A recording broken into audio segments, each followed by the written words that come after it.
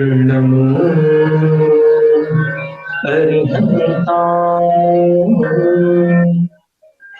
नमो सिद्धाय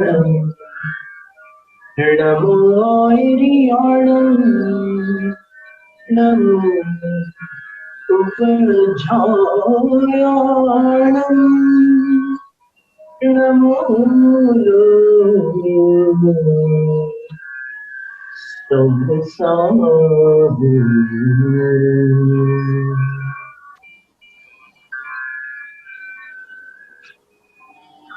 तीन काव्यों का स्वाध्याय हुआ था।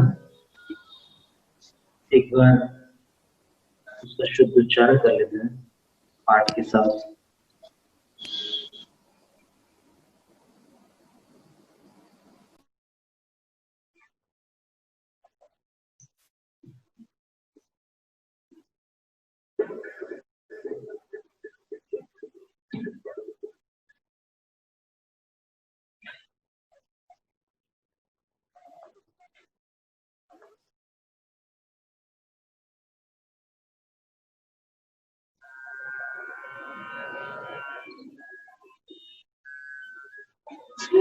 भक्तांबर प्रणतमौलिमणि प्रभाणा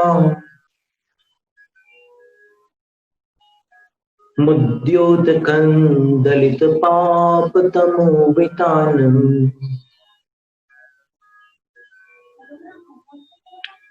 सम्यक् प्रणम्य जिनपादयुगं युगादाम्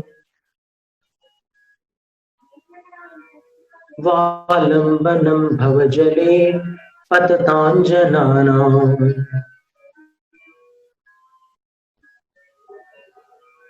यः संस्तुतः सकलवाङ्मयतत्त्वबोधा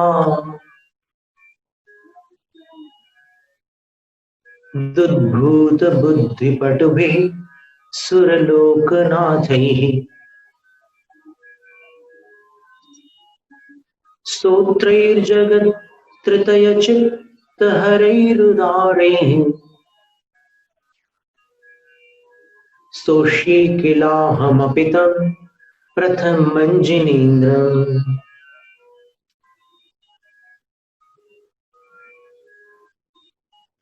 बुद्ध्या विनापि विबुधार्चितपादपीठ स्तोतुं समुद्यतमतिर्विगतत्रपोऽहम् बालं विहाय जलसंस्थितमिन्दुबिम्ब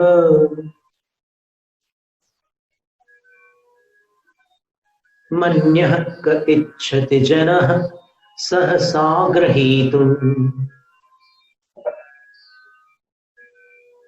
विसर्ग के विषय में एक जानकारी की बात। विसर्ग को व्याकरण में विसर्जनीय भी कहते हैं। विसर्जनीय का अर्थ होता है जिस जहां अपने स्वर को विसर्जित कर देना होता है। मन्यः, बस स्वर विसर्जित हो जाए, उसके साथ आगामी वर्ण को मिलाने का प्रयास नहीं करना। दुद्भूत बुद्धि पटुभे सुरलोकनाथे। अब इसमें क्या हो गया, तो अपन ने सुरलोकनाथे से मिलाने की कोशिश की तो विसर्ग जो है उसका उच्चारण दूषित हो गया। दुद्भूत बुद्धि पटुभिः, यहां आवाज को विसर्जित करें तब वो विसर्ग कहलाता है। यह संस्तुतः, यह संस्तुतः, ऐसा बोलने में वो जो विसर्ग है वो गायब हो जाता है। यह संस्तुतः स्पष्ट नहीं सुनाई देता। यह संस्तुतः सकलवाङ्मय तत्त्वबोधा, तो विसर्ग में इतना ध्यान रखना कि स्वर का विसर्जन करना। अब चौथा काम है, और कोई इसमें अपन तनाव में आकर के उच्चारण ना करें, वो अभ्यास की बात है, आप रुक करके करिए। मन्यः क इच्छति जनः सहसा ग्रहीतुम्, मन्य क इच्छति जनः सहसा, इसमें दोनों विसर्गों का लोप हो गया, तो उसका ऐसा नहीं करना। मन्यः क इच्छति जनः सहसा ग्रहीतुम, ऐसा उच्चारण। आपने सुना था जब कभी हमने स्वस्ति मंगल पाठ मन्नाडे की आवाज में जो सन 70 के दशक में अपने दिगंबर समाज वालों ने उनसे एक संपूजका नाम प्रतिपालका नाम ये वाला पाठ महावीराष्टक और ये श्री वृषभो नः स्वस्ति स्वस्ति श्री अजितः। अब उसमें विसर्ग का उच्चारण कितना सुंदर लगता है, इसलिए विसर्ग पर ऐसा ध्यान देना है। 3 बातें तो है ही उच्चारण में, एक अनुस्वार है, दूसरा स्वराघात है और तीसरा विसर्ग। 3 उच्चारणों को सुधारो तो बाकी उच्चारण जो है वो उच्चारण स्थानों पर आपको बस ध्यान देना होगा। जैसे श है, श है और स है, इनका उच्चारण करने के लिए थोड़ा सा आपको सावधान होना आवश्यक होता है। जैसे 27वें काव्य में ये तीनों का उच्चारण एक साथ करना है, एकदम लगे हाथ क्रम से।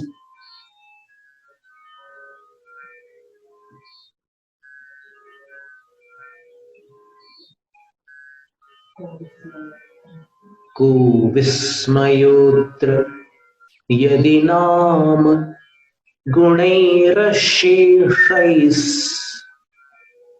वो नीचे का जो स है ना दूसरी पंक्ति का, विसर्ग से बना हुआ जो भी स हो या र हो या श हो या श हो, उसको उसी वर्ण के साथ उच्चारित करना होता है जहां विसर्जनीय संधि होती है। कई ऐसे अक्षर आ जाते हैं विसर्ग के पश्चात कि उसके साथ संधि करनी पड़ती है, तो संधि करने के बाद आपको जिस वर्ण में वो विसर्ग था उसके साथ उस व्यंजन का उच्चारण करना होगा जो संधि के बाद वहां बना है।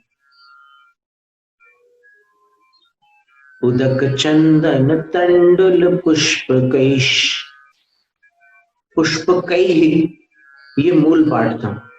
संधि होने के कारण च के कारण वो चेछेवाश्रम कातंत्र के सूत्र के अनुसार वो विसर्जनीय जो है वो श बन गया, चरु। तो अपने को चरु नहीं बोलना है।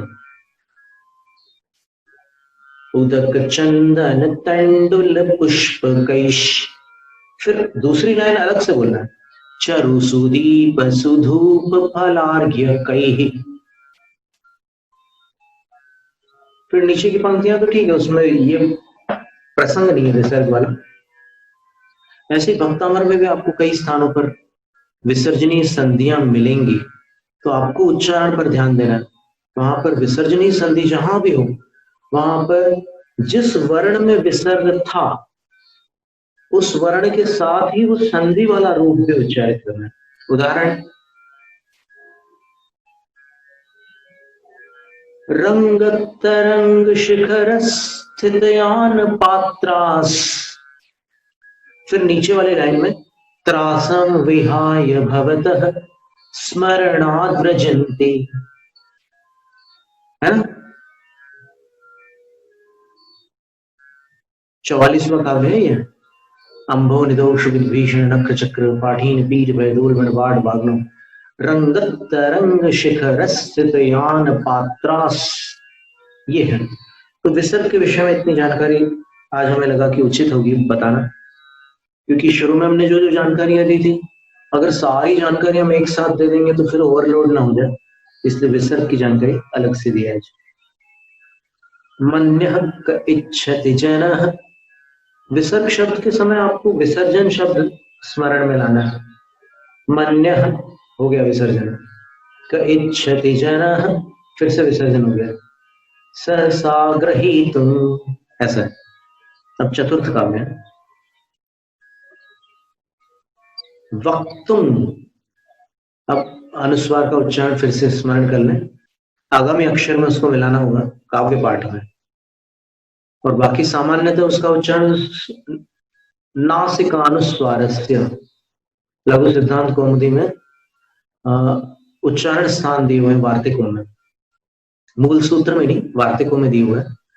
तो उसमें अनेक उच्चारण बताएंगे, कैसे कौन सा उच्चारण कहाँ से होता है।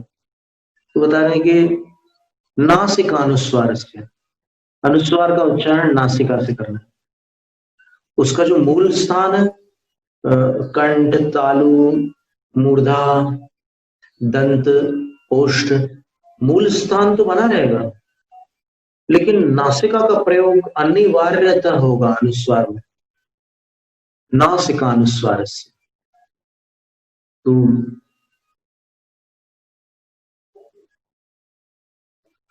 जब अपन आगामी अक्षर में मिलाते हैं तब वो मूल स्थान पर ध्यान दिया जाता है, लेकिन सामान्यतः अनुस्वार का उच्चारण कर रहे हैं तो फिर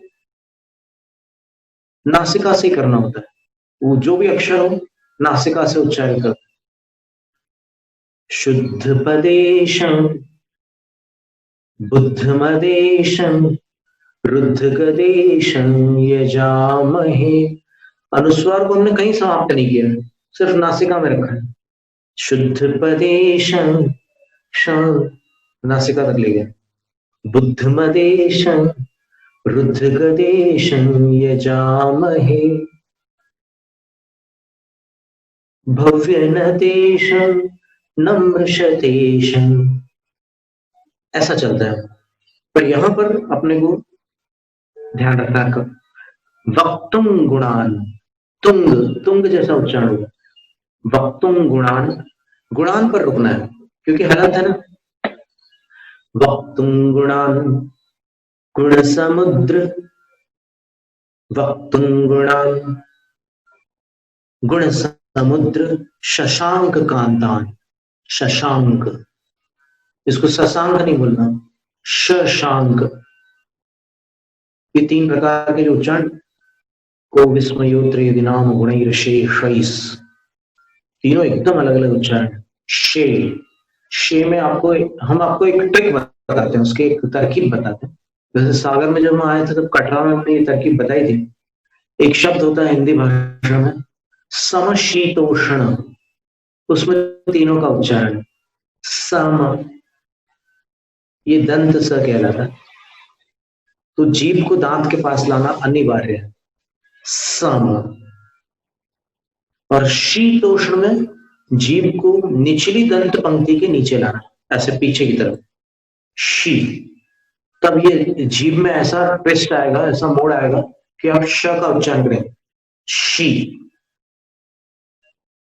और फिर तोष्ण, वहां पर जो श है उसके लिए आपको जीभ ऊपर वाले दांत के पीछे ले जाना। सम शी तोष्ण, ऊपर वाले दांत के पीछे ले जाना, तो वो षटकोण वाले श का उच्चारण होगा। सर्कस है, प्रैक्टिस की बात है, कौन कितना कर लेता है वो आपके ऊपर है। वैसे पुरुषार्थ से बहुत कुछ संभव है। तो वक्तुम गुणान गुण समुद्र शशांक, यहां पर जीभ को नीचे ले जाना, श शांक कांतान। फिर कस्ते, कस्ते में आपको दांत के पीछे लाना है जीभ को, दंत स, कस्ते।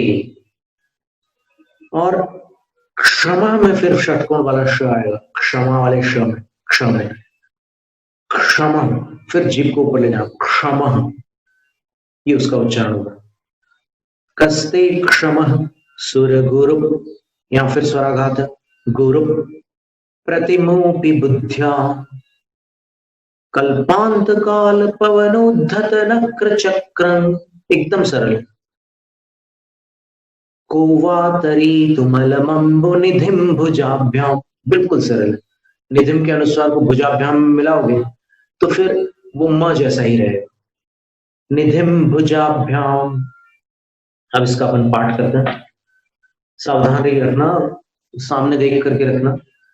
वक्तुम गुणान गुण समुद्र शशांक कांतान,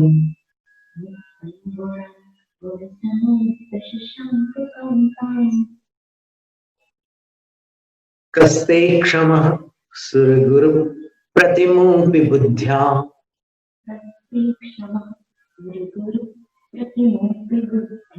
कल्पांत काल पवनोद्धत नक्र चक्रं,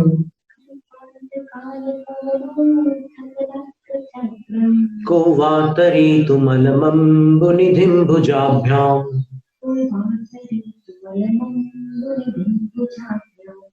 ये हुआ।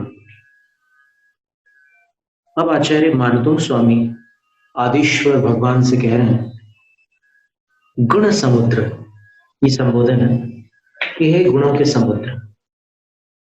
जैसे जल का समुद्र होता है तो वो पूरा जल से भरा होता है, क्षीर समुद्र होता है वो पूरा क्षीर से भरा होता है, बिल्कुल क्षीर से। अर्थात जैसे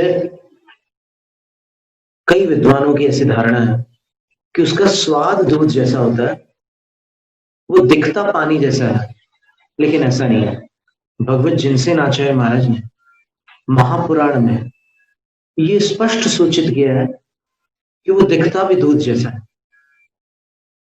उसकी खुशबू भी दूध जैसी होती है, उसका स्वाद भी दूध जैसा होता है, क्षीर समुद्र। तो जैसे क्षीर समुद्र क्षीर अर्थात दुग्ध से भरा होता है, जैसे जल समुद्र जल से भरा होता है, वैसे ही भगवान जिनेंद्र आदिश्वर प्रभु गुण समुद्र गुणों से भरे हुए हैं। उनके लिए आचार्य मानतु स्वामी कह रहे हैं, हे गुण समुद्र,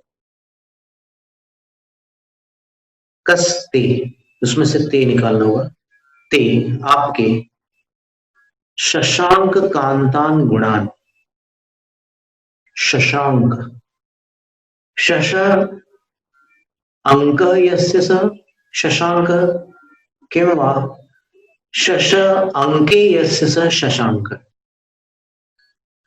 अब कवि लोग जो होता है ना, उनकी दृष्टि थोड़ी अलग होती है।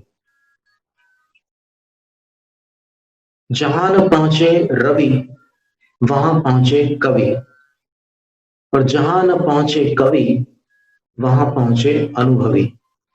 एक लाभानंद ब्रह्मचारी जी थे, उनके मुख से हमने ये वाक्य सुना था दीक्षा से पहले, हम जब कॉलेज में पढ़ते थे। तो कवियों की दृष्टि देखो कहां पहुंच गई। चंद्रमा को कवियों ने शशांक कहना प्रारंभ कर दिया। ऐसा क्यों? तो अभी हमने संस्कृत में आपको उसकी व्युत्पत्ति बताई कि शश अंक यस्य स, चंद्रमा है अंक अर्थात चिन्ह जिसका, खरगोश, शश यानी खरगोश, खरगोश है चिन्ह जिसका, शशक है चिन्ह जिसका, वह चंद्रमा, चंद्रमा के ऊपर एक खरगोश का चिन्ह मिलेगा। आप ध्यान से देखेंगे तो उसके लंबे लंबे कान, उसका मुंह, उसकी पीठ, शरीर वगैरह सब दिखेंगे आप। साथ में अन्य भी दाग मिलेंगे आपको, चंद्रमा पर कई धब्बे मिलेंगे, पर ये खरगोश का विशेष दिखता है। अथवा शश अंके यस्य स, शश माने खरगोश है, अंके गोद में जिसके। तो ये भी एक कवियों की शैली है, वो हमेशा अलंकारिक प्रयोग करते रहते हैं, तो उसको उन्होंने शशांक कहना प्रारंभ कर दिया। तो यहाँ पर भी आचार्य मानतों स्वामी ने शशांक कांतान, उसी चंद्रमा के लिए शशांक शब्द का प्रयोग किया है कि हे गुण समुद्र, ते शशांक कांतान गुणान, आपके चंद्रमा जैसे कांत, कांत का अर्थ मनोहर, कांत का अर्थ प्रभा नहीं है, कांति जो होती है वो चमक को सूचित करती है। चमक का पर्यायवाची शब्द कांति है, लेकिन कांत शब्द जो है उसका चमक से कोई लेना देना नहीं है। कांत शब्द का अर्थ होता है मनोहर। तो आचार्य कह रहे हैं कि ही गुण समुद्र, ते शशांक कांतान गुणान, आपके चंद्रमा जैसे मनोहर सुंदर गुणों को वक्तुम, वचनों में लाने के लिए, अर्थात उनको वचनगत करने के लिए, उनको बोलने के लिए, कह क्षमा, कौन सा क्षम हो सकता है? अब कोई सोचे कि नहीं, कोई बुद्धिमान तो होगा जो भगवान के गुणों को वचनगत करने में समर्थ हो। तो आचार्य कह रहे हैं कि बुद्धिया सुर गुरु प्रतिमोपी का क्षमा, बुद्धि की अपेक्षा जो सुर गुरु यानी इंद्र की सभा में जिसको गुरु का सम्मान प्राप्त है, सामानिकाः पितृगुरुपाध्याय तुल्याः समाने भवाः सामानिका। आचार्य पूज्यपाद स्वामी ने सर्वार्थ सिद्धि में सामानिक देवों को परिभाषित करते हुए लिखा है कि जो बिल्कुल इंद्र के समान ही होते हैं, लेकिन आदेश देने का जिनको अधिकार नहीं होता, वो आज्ञा नहीं दे सकते। इंद्र आज्ञा दे सकते हैं। तो जो इंद्र के समान होते हैं, कुछ अंतर होता है, उनको सामानिक कहते हैं।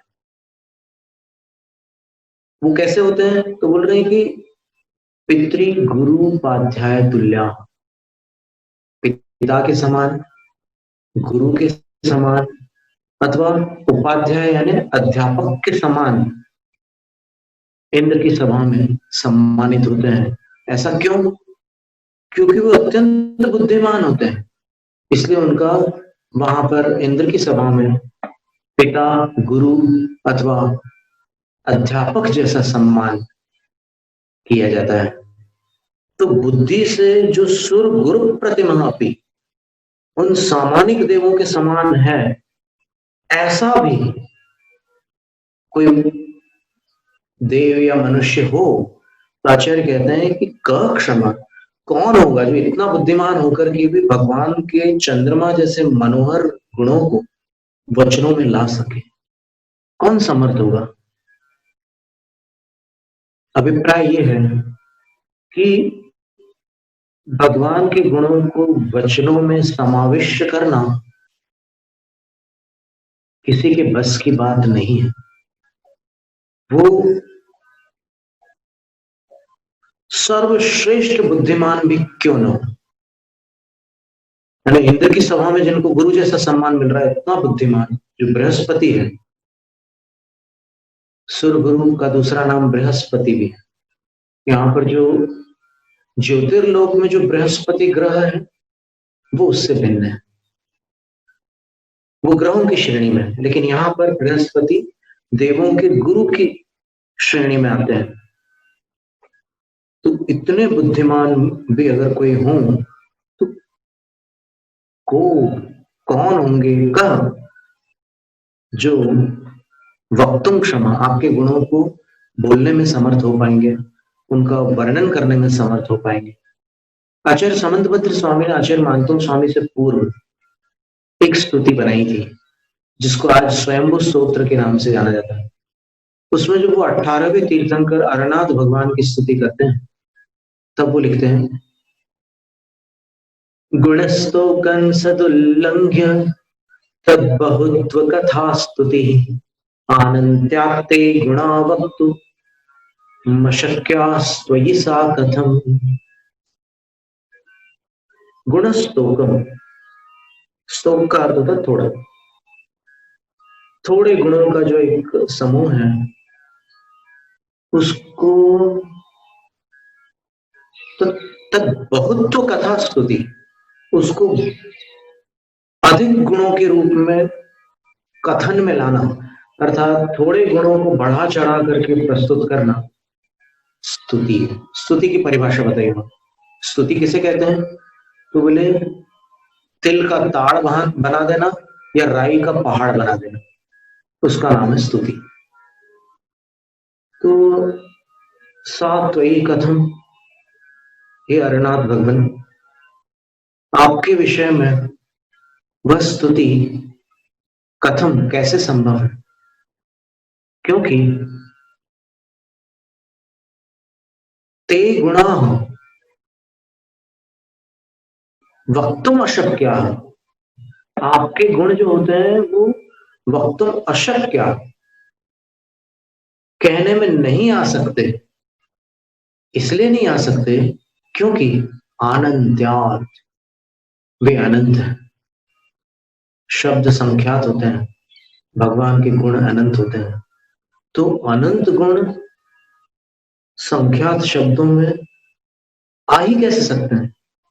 गागर में सागर कैसे भरा जा सकता है? संभव ही नहीं है। इसलिए आपकी स्तुति नहीं हो सकती। ये भी एक स्तुति है, प्रशंसा है ना ये भगवान की, भगवान के गुणों की प्रशंसा। स्तुति वैसे प्रशंसा को ही कहता है, पर यहाँ पर परिभाषित किया उसको कि भाई बढ़ा चढ़ा करके वर्णन करना स्तुति है। अब एक काव्य हमने लिखा था अपने, हमने भी भगवान की स्तुति लिखी थी बरसों पहले, भोपाल में जब हम थे तो हमने भगवान की स्तुति लिखी थी। सन 90 की बात है, या शायद नहीं 91 की बात है। तब हमने यही लिखा था कि ये भगवान, आपकी स्तुति करने के लिए आपके गुणों को पहचानना पड़ेगा ना। स्तुति तभी संभव है जब अपने को कुछ पता हो, कुछ परिचय हो गुणों का, और आपके अनंत गुणों का परिचय पाने के लिए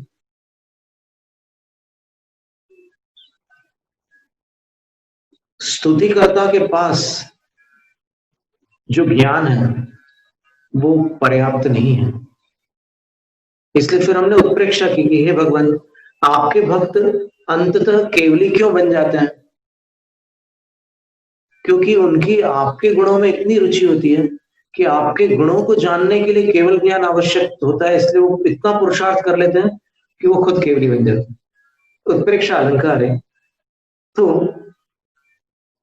सुभाषित मंजरी में जो मंगलाचरण है, वो मंगलाचरण जैन जैनेतरों में सर्वत्र एक मालिनी काव्य होता है। संस्कृत भाषा में 15 अक्षर होते हैं उसके एक एक चरण में, और कुल मिलाकर 4 चरण होते हैं।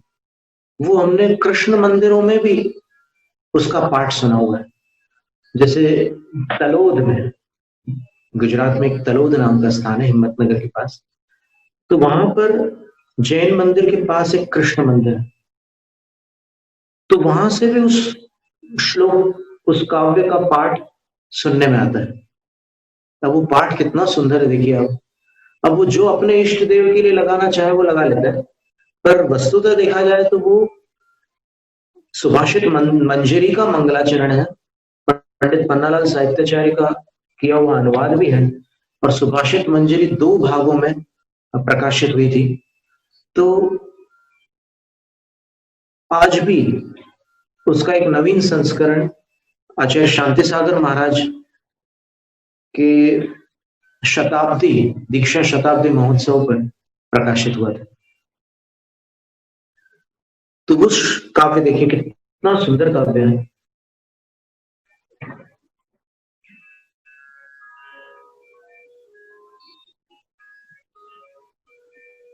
असित गिरि समन स्यात् कज्जलं सिंधु पात्रे, सुरतरुवर शाखा लेखनी पत्र मुर्वी, यदि लिखति गृहीत्वा शारदा सर्वकालं, तदपि तव गुणानामीश पारं न याति। क्या अद्भुत भक्ति है।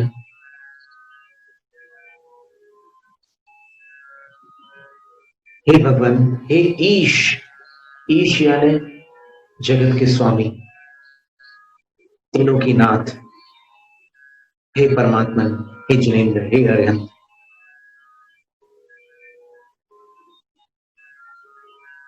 यदि असित गिरि समन कज्जलम सिंधु पात्रे स्यात्, यदि समुद्र जैसे विशाल पात्र में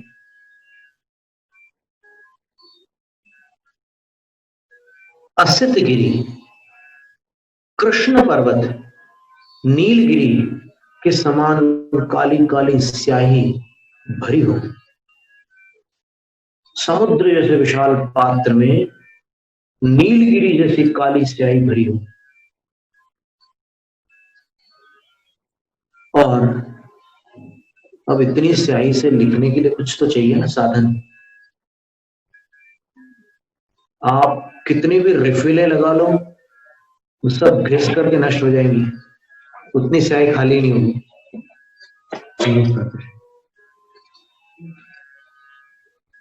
तो स्तुतिकर्ता कह रहे हैं कि समुद्र जैसे विशाल पात्र में नीलगिरी जैसी काली स्याही हो, और कलम सुर तरवर शाखा लेखनी। लेखनी का अर्थ यहां पर कलम है, वो कल्प वृक्ष की उत्तम शाखा हो, कल्प वृक्ष की श्रेष्ठ शाखा कलम हो। और लिखने के लिए कोई कॉपी, नोटबुक कुछ तो चाहिए ना। किस पर लिखेंगे? इतनी भारी स्याही की राशि से कल्प वृक्ष की कलम ठीक है, घिसेगी नहीं, वो चलती रहेगी हमेशा। बहुत अच्छी बात है, चयन बहुत सुंदर है, लेकिन प्रश्न है कि लिखेंगे कहां पर?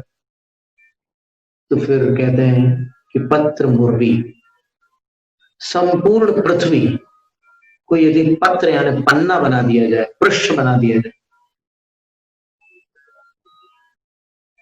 अब प्रश्न आएगा कि लिखेगा कौन? उसको हाथ में पकड़ करके सारी धरती को पन्ना बनाकर लिखेगा कौन? तो बोलते हैं कि शारदा, स्वयं सरस्वती। यदि सरस्वती लिखेगी तो कितना समय लगेगा लिखने में? तो कह रहे हैं सर्वकालम। सर्वकालम का अर्थ होता है अनंत काल तक।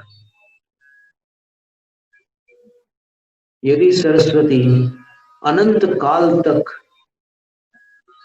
उस स्याही से, उस कलम से और उस पृथ्वी प्रमाण पृष्ठ पर लिखती चली जाए, लिखती चली जाए, लिखती चली जाए, तदपि, तब भी, हे ईश, हे त्रिलोकीनाथ, हे जिनेन्द्र देव, हे अरिहंत, तब गुणानाम पारम नयाति, आपके गुणों के पार को प्राप्त नहीं कर सकते। ये उसका समाधान है कि भगवान की स्तुति असंभव है, लेकिन फिर भी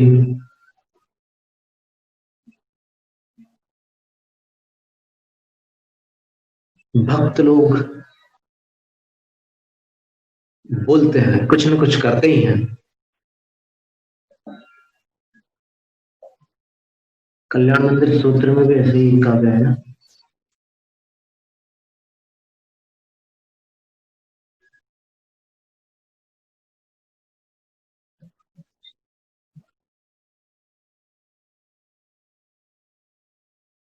नहीं, उन्होंने कुछ ऐसा दृष्टांत दिया है, अच्छा सुंदर दृष्टांत देखिए। नहीं,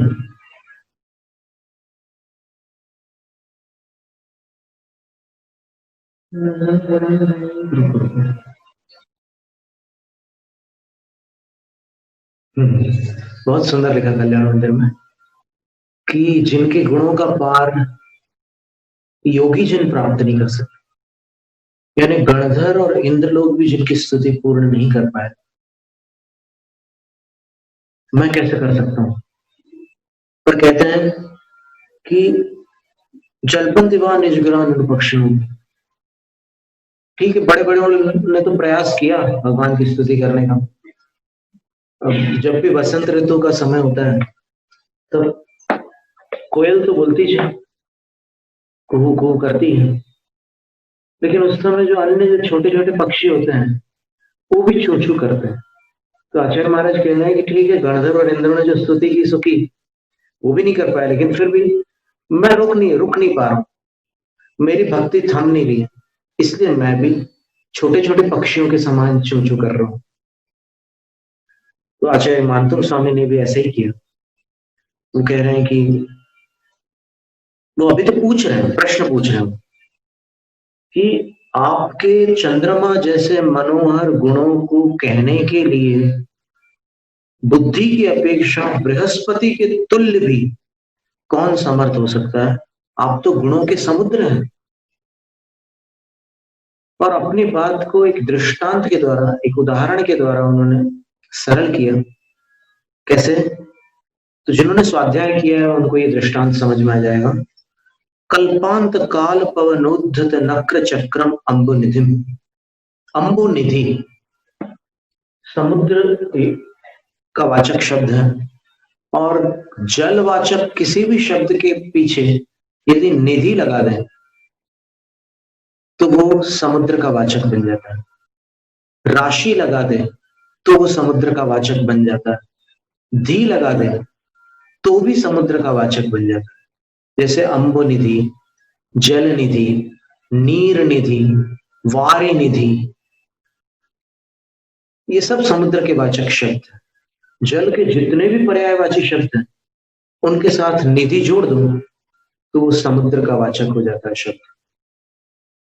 धी जोड़ दो तो भी, जलधि, उदधि, ये सब समुद्र के वाचक शब्द। नीरधि, वारिधि,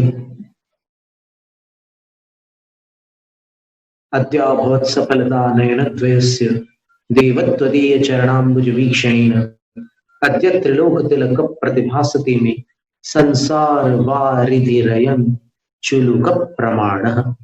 वारिधि ये समुद्र, और राशि लगा दो तो भी शीत शिवाम्बुराशो। अभी अपन ने देखा था कि आचार्य समंतभद्र स्वामी ने वासुपूज्य भगवान की स्तुति करते हुए कहा है, पूज्यं जिनन्त्वार्चयतो जनस्य सावद्दिलेशो बहुपुण्यराशो दोषाय नालं कणिका विशस्य न दूषिका शीत शिवाम्बुराशो। अम्बुराशो समुद्र में, ये यहां पर इन्होंने अम्बु निधि शब्द का प्रयोग किया आचार्य मानतुम स्वामी ने। कथम भूतम अम्बु निधि, कैसा है वह समुद्र? तो आचार्य कह रहे हैं कि कल्पांत काल पवनोद्धत नक्र चक्रम, वो अभी इस काल का समुद्र नहीं है, कल्पांत काल का समुद्र। कल्पांत कहते हैं कल्प काल का जो अंतिम 7 सप्ताह का समय होता है, 49 दिनों का समय होता है, वो कल्पांत काल होता है। उसका दूसरा नाम प्रलय काल भी है। भरत और ऐरावत क्षेत्र की संपूर्ण कृत्रिम रचनाएं उस प्रलय में ध्वस्त हो जाती हैं। अयोध्या और शिखर जी के स्थान पर साथ ही दृष्टिगोचर होने लग जाते हैं। 2 स्वस्तिक दिखते हैं, पूरे वज्र के स्वस्तिक।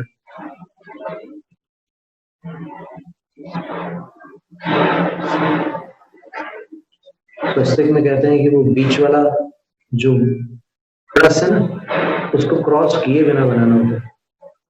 कैसे बनाओगे आप? ऐसे बनाना, ऐसे।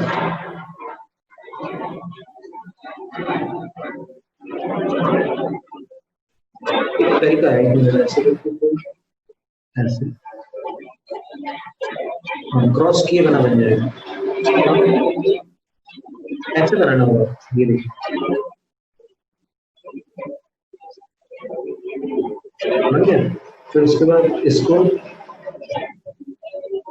ऐसे ले जाएंगे, फिर यहाँ से ऐसे ला करके ऐसे, एक भी लाइन क्रॉस नहीं हुई, डबल जरूर हुई। ऐसा कुछ विद्वानों का कहना है कि बहुत सारे जैनियों पर इसलिए विपत्तियां आपदाएं आती है कि वो स्वस्तिक का निर्माण क्रॉस करके बनाते हैं।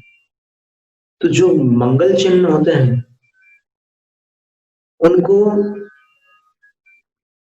विधिवत बनाने पर ही उसका सकारात्मक परिणाम सामने आता है। एक पुनः बता देते हैं आपको, ये किया, ये किया, ये किया, ये किया, ठीक है, 1 2 3 4। फिर यहां से वापस लाना नीचे, फिर यहां बीच में आए, फिर इसको नीचे लिया, फिर इस तरफ ले लिया, आपको दिखे इसलिए हम ऐसा बनाए। फिर वहां से वापस आए, फिर ऊपर आया, फिर यहाँ जो एक भाग बचा था वो ले लिया और नीचे ले लिया। बन गया साथिया?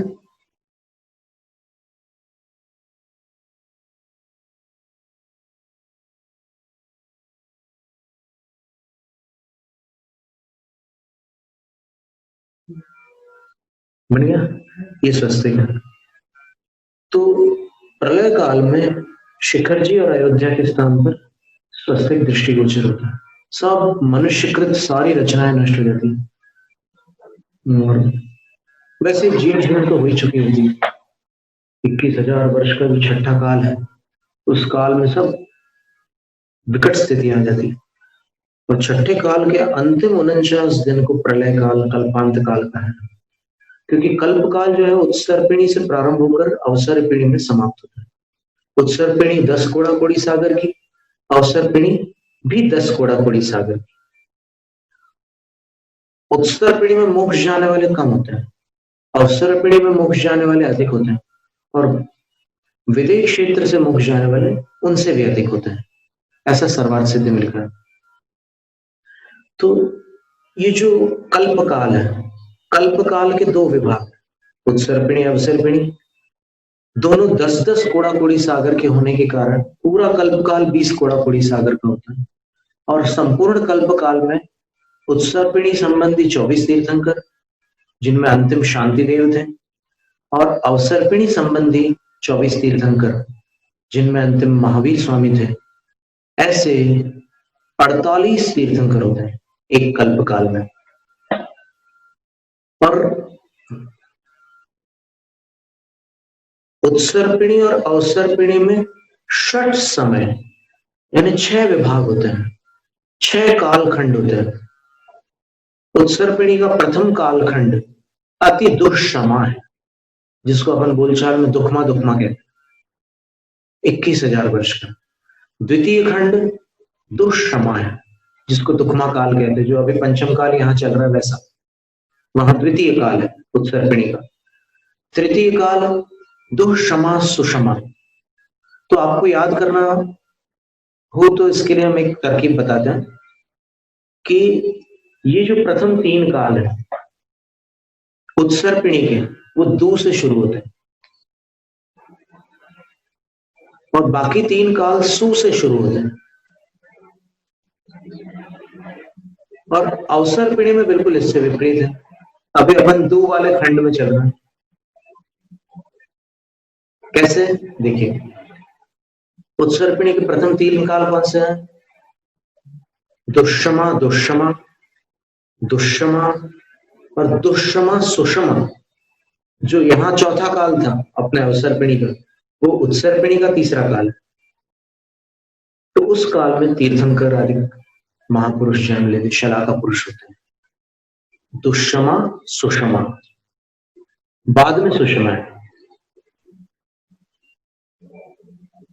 फिर उसके उपरांत क्या होता है वहां पर उत्सर्पिणी में?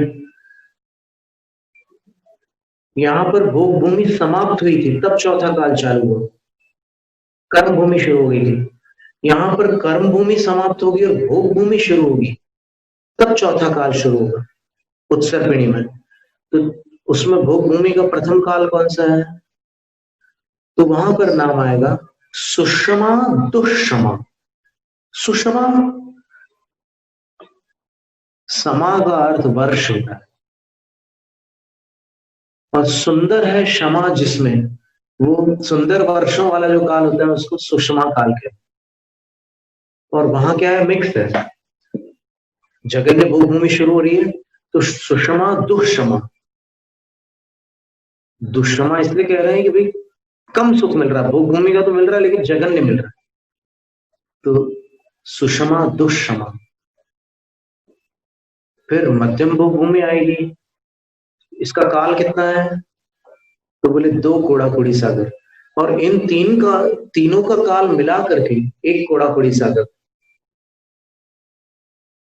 दुष्षमा दुष्षमा दुष्षमा, फिर दुष्षमा सुषमा, तीनों मिलाकर 1 कोड़ा कोड़ी सागर था। पर ये 2 जो काल थे प्रारंभ के, वो 21,000 के थे। और ये जो था अब एकदम सरल गणित हो गया, वो 42,000 कम कर लो एक कोड़ाकोड़ी सागर में, उतना काल, तीसरा काल तीर्थंकरों का काल है। अब इसके बाद चौथा काल जगन्य भोग भूमि का, तो वो नाम जो है सुषमा दुष्षमा, यहां से सु से शुरू हो जाएगा। फिर पांचवा काल वहां पर उत्सर्पिणी में सुषमा, अकेला सुषमा है। और छठा काल जो उत्तम भोग भूमि का, वो सुषमा सुषमा है। इस तरह इनकी पूरी काल गणना 10 कोड़ाकोड़ी सागर की होगी। एक कोड़ाकोड़ी सागर में तो 3 काल निकल गए। फिर चौथा काल 2 कोड़ाकोड़ी सागर का,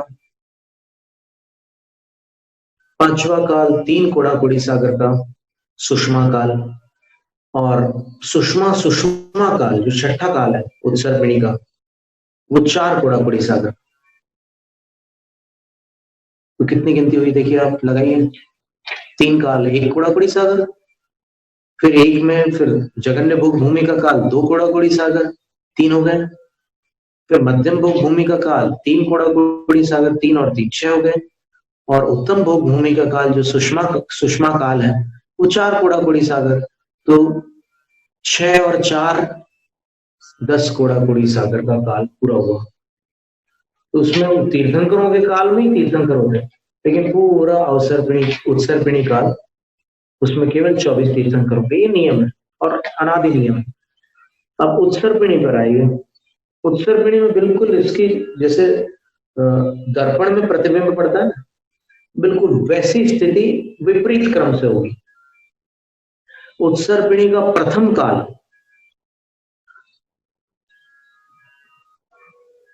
अवसर्पिणी का अंतिम काल जैसा हो। अवसर्पिणी के अंतिम काल, इन दोनों में समानता रहेगी। जैसे अब अवसर्पिणी के प्रथम काल को अपन देखते हैं, तो सुषमा सुषमा ही रहेगा। ये भरत और ऐरावत क्षेत्र की कहानी है, वो सुषमा सुषमा ही रहेगा। फिर 4 कोड़ाकोड़ी सागर का दूसरा काल चले अपन, तो उत्सर्पिणी के पंचम काल के समान अवसर्पिणी का दूसरा काल होगा, मध्यम भोग भूमि का, 3 कोड़ाकोड़ी सागर प्रमाण होगा। फिर अवसर्पिणी का तीसरा काल वहां के जगन्य भोग भूमि काल के प्रमाण होगा, उसका नाम दुष्मा सुषमा रहेगा। तीसरा काल सुषमा दुष्मा रहेगा, क्योंकि सु से शुरू होना है। वहां अंत के 3 काल सु से शुरू हो रहे हैं, यहां पर अवसर्पिणी में प्रारंभ के 3 काल सु से शुरू हो रहे हैं। और जैसे इस हुंडावसर्पिणी में सुषमा दुष्मा काल के अंत में, जब वो संक्रमण का काल होता है, परिवर्तन का काल होता है, भोग भूमि नष्ट होती है, कर्म भूमि प्रारंभ होती है, उस काल में 14 कुलकर हुए। 14 कुलकरों में प्रथम 3 कुलकरों ने, जब मनुष्यों की बुद्धि बदलने लगी, भोग भूमि से कर्म भूमि में आने लगे, तो वो कुछ गलतियां करने लगे और कुछ जानबूझ करके अपराध करने लगे। तो उनको प्रथम 5 कुलकरों ने हाँ ये दंड दिया। भरी सभा में सबके बीच उनको ये कहा जाता कि हाँ, खेद की बात है, तुमने ऐसा गलत किया, गलत काम किया। इसमें दक्षिण भारत में उसको आईओ बोलते हैं। आईओ मीन्स, आईओ का अर्थ क्या होता है, आपने सुना भी होगा आईआईओ। तो आईआईओ का मतलब क्या होता है, बड़े दुख की बात है। जैसे आप जहां कभी कोई, वैसे देखने को नहीं मिला ऐसा विवाद, पर अगर कभी कोई ऐसी खेदपूर्ण आप घटना सुना दो, तो यहाँ पर कई माताओं के मुख से एकदम ये शब्द आईआईओ ऐसा शब्द निकले। तो वो प्रथम दंड था अपराधियों के लिए, वो प्रथम दंड था। अच्छा ठीक। फिर स्थिति अब अवसर्पिणी की स्थिति से तो नीचे की तरफ आ रही थी, तब गलतियां बढ़ने लगी, लोगों की अपराध ज्यादा होने लगे। तो अब आज की तुलना में तो बहुत ही कम थे, लेकिन प्रारंभ हुआ था उस समय तो उस अपेक्षा से अधिक थे। तब फिर बाद के 5 कुलकरों ने एक दंड और उसमें सम्मिलित किया, मां, यानी वार्निंग, आइंदा ध्यान रखना, अब मत करना, आगे ध्यान रखना। ये दूसरा दंड था। ये दंड था। आज तो बोलचाल नहीं चलता है कि अब आगे मत करना गड़बड़ी, आज तो एकदम आम हो गया है। लेकिन वहां पर ये दंड था। बड़ी बड़ी भारी भीड़ में ये कहा जाता था कुलकर के मुख से, मां, अब मत करना। फिर भी जब वृद्धि हुई तो अंत के 4 कुलकरों ने उसमें एक और दंड सम्मिलित किया, धिक, खेद की बात है कि तुमने ऐसा गलत काम किया, अब मत करना, तो धिक्कार है। इतने में वो दंडित होकर के सुधर जाता था उस काल में। फिर उसके बाद फिर ऋषभदेव तीर्थंकर के काल में तो फिर साक्षात कर्म भूमि, निर्वाण तक का मार्ग खुल चुका था। सबसे प्रथम महापुरुष जो निर्वाण को प्राप्त हुए थे वो बाहुबली थे। 169 पुण्य पुरुषों में गिने जाने वाले जो व्यक्तित्व हैं उनमें प्रथम मोक्षगामी बाहुबली थे। और जो 169 पुण्य पुरुषों में नहीं आते लेकिन फिर भी जिन्होंने मोक्ष प्राप्त किया, ऐसे अनंत वीर मुनि, वो भी वृषभदेव भगवान के पुत्र थे, बाहुबली के भाई थे, भरत के भाई थे। वो बाहुबली से भी पूर्व मोक्ष को प्राप्त हुए। तो अवसर पीढ़ी में भरत क्षेत्र से मोक्ष का द्वार खोलने वाले अनंत वीर मुनिराज थे, सर्वप्रथम मोक्षगामी। पर महापुरुषों में अगर अपन देखें तो बाहुबली स्वामी। पुण्य पुरुषों में 169 पुण्य पुरुष होते हैं, 24 कामदेव, 14 कुलकर, तीर्थंकर की 24 माताएं, तीर्थंकर के 24 पिता, स्वयं 24 तीर्थंकर, 9 नारद, 11 रुद्र, 9 नारायण, 9 प्रतिनारायण और 9 बलभद्र। इन सब की गणना आप जोड़ दें तो 169 पुण्य पुरुष होते हैं। उनमें बाहुबली स्वामी थे, प्रथम कामदेव। तो उन पुण्य पुरुषों में मोक्ष जाने वाले प्रथम जो थे वो बाहुबली स्वामी। आदिनाथ भगवान बाद में मोक्ष गए। अब केवल ज्ञान सबसे पहले किनको हुआ? इस प्रश्न का एक ही उत्तर हो सकता है, तीर्थंकर को। क्योंकि तीर्थंकर को केवल ज्ञान होगा तब तीर्थ चलेगा, उसके बाद उनकी दिव्य ध्वनि खिलेगी, और दिव्य ध्वनि जब तक नहीं खिलेगी तब तक कोई मोक्ष नहीं जा सकता। सिद्धों को सिद्ध बनाने वाले अरिहंत होते हैं, इसलिए अरिहंतों को पहले नमस्कार किया जाता है, क्योंकि अरिहंतों की वाणी को सुने बिना कोई भी मोक्ष को प्राप्त नहीं। तो तीर्थंकर आदिनाथ भगवान थे, उनकी दिव्य ध्वनि खिली, फिर उनकी दिव्य ध्वनि को सुन करके बहुतों ने दीक्षा ली और मोक्ष को प्राप्त किया। तो ये कल्पांत काल का वर्णन जो था उसमें हमने पूरे कल्प काल का वर्णन किया, और उनके आखिरी 7 सप्ताह होते हैं वो प्रलय काल कहलाता है, वो कल्पांत काल। तो उस समय जो आंधी तूफान मचता है, तो उस पवन से, पवन का अर्थ यहाँ पर आंधी तूफान रूप पवन लेना, सामान्य पवन नहीं लेना। तो उस पवन से उद्धत है, अनियंत्रित है, उद्दंड हो चुका है नक्र चक्र, जिसमें नक्र का अर्थ होता है क्रोकोडाइल, एलिगेटर नहीं, ऐसा मगरमच्छ जिसका नुकीला मुख हो, नक्र, नाकू भी बोलते हैं उसको हिंदी भाषा में। ये चंबल की नदियों में नुकीले मुंह वाले क्रोकोडाइल्स मिलते हैं, चंबल नदी। हम लोग वहां से जब क्रॉस हो रहे थे, दक्षिण श्रवण बेलगोल आ रहे थे, हस्तिनापुर से श्रवण बेलगोल तक बिहार होना था हमारा, लगभग 2500 किलोमीटर का बिहार था। तो रास्ते में चंबल नदी पड़ी थी, तो वहां चंबल नदी में ये इस तरह के नुकीले मुंह वाले मगरमच्छ थे। तो यहाँ पर नक्र चक्र का अर्थ वो वाला मगरमच्छ है जो वहां पाए जाते हैं, एकदम नुकीले मुंह वाले। और वहां पर एक संग्रहालय था भी, संग्रहालय भी था नाकुओं का। तो वहां जाकर के देखा तो वो छोटी साइज से लेकर बड़ी बड़ी साइज के वो पूरे नाखून थे, एकदम पॉइंटेड मुंह है और ऐसे दांत उनके दिखते थे। तो प्रलयकालीन तूफान से, अब समुद्र की बात चल रही है तो समुद्री तूफान को 3 समुद्रों में भिन्न भिन्न नाम से पुकारा जाता है। कहीं पर उसको टाइफून बोलते हैं, कहीं उसको साइक्लोन बोलते हैं, कहीं उसको हरिकेन बोलते हैं। हाँ, वही समुद्री तूफान। तो भिन्न भिन्न स्थानों पर उसके ये नाम, टाइफून, हरिकेन, साइक्लोन। और कितनी बार उसके समाचार भी आते हैं, कितनी बार एकदम भारत के तट से वो छू करके निकल जाता, तबाही मचा कर चला जाता वो समुद्री तूफान।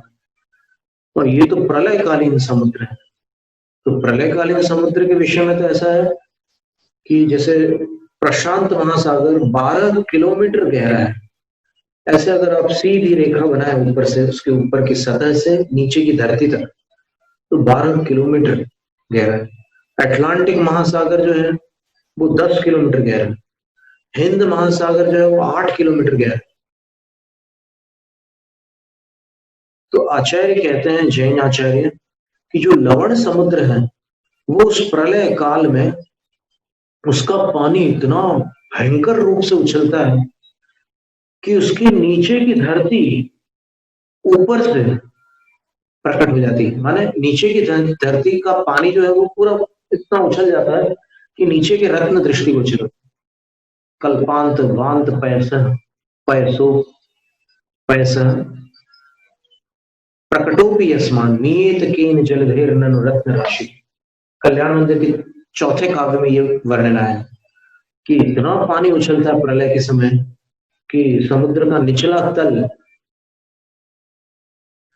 प्रकट हो जाता है। तो ऐसे समुद्र में जहां पर नक्र चक्र उद्धत हो गया है, यानी मगरमच्छों का समूह, नाकुओं का समूह, घड़ियालों का समूह उद्धत हो गया। उद्धत का अर्थ होता है उद्दंड, आपे के बाहर, अनियंत्रित। ऐसे समुद्र को भुजाभ्याम तरीतुम कोवा अलम, कौन भला मानुष भुजाओं के माध्यम से तैरने के लिए अलम अर्थात समर्थ हो सकता है? कौन समर्थ हो सकता है?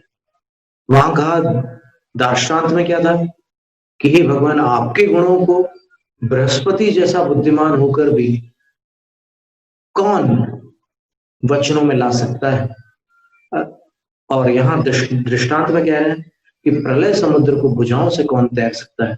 इसका उत्तर आगामी काव्य में देंगे। अब अपन इसका पद्यानुवाद देख लेते हैं।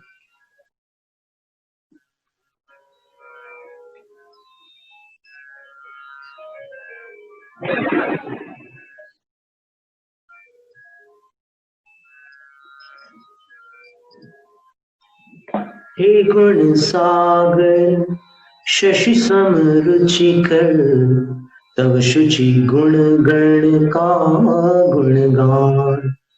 कौन कर सके भले रहे वह, सुरगुरु जैसा बुद्धि निधान। प्रलय पवन से कुपित जहां पर, महाभयंकर हूँ घड़ियाल। भुजबल द्वारा कौन महाबल, तैर सके वह सिंधु विशाल। जय जय आदिश्वर स्वामी, घट घट के अंतर्यामी। जय जय आदिश्वर स्वामी, शिवपथ गामी जगनामी। जैनम जय शास्त्र।